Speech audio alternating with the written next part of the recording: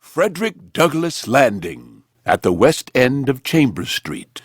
Pretending to be a free sailor, the young Frederick Douglass stepped off a Hudson River ferry at the Chambers Street dock in 1838.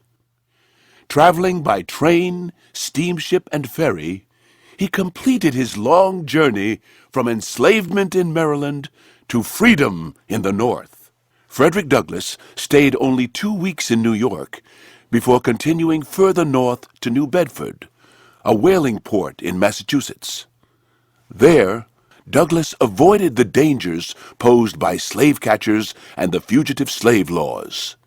He found work as a ship's caulker.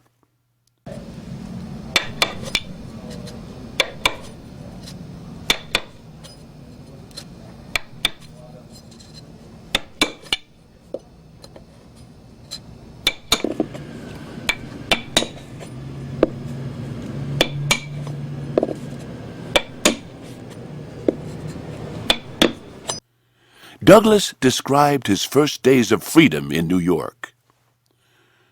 After an anxious and most perilous but safe journey, I found myself in the big city of New York, a free man.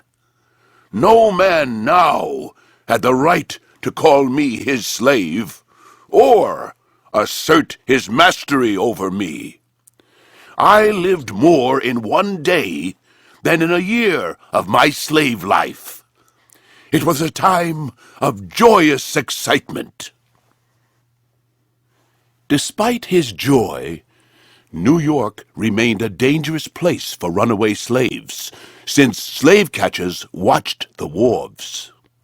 Warned of these dangers, Douglass was soon sheltered by David Ruggles, an ardent enemy of slavery who helped freedom-seekers on the Underground Railroad.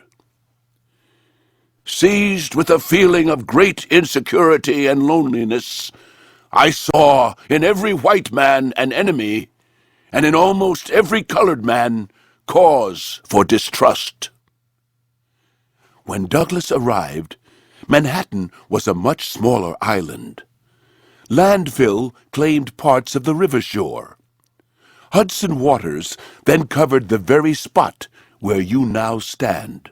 This area has been renamed Frederick Douglass Landing to recall the enslaved fleeing the South on the Underground Railroad.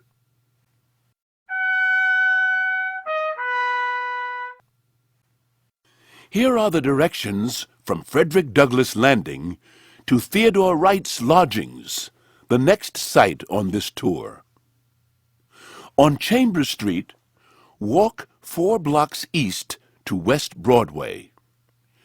Turn left onto West Broadway and walk 7 blocks north, uptown, to White Street. This edition of the New York Historical Society's Hidden Sites of Slavery and Freedom Tour explores the life of Frederick Douglass and the Underground Railroad in New York. It has been generously supported by the Verizon Foundation and the United States Department of Education. Other walking, talking tours can also be found at www.nyhistory.org.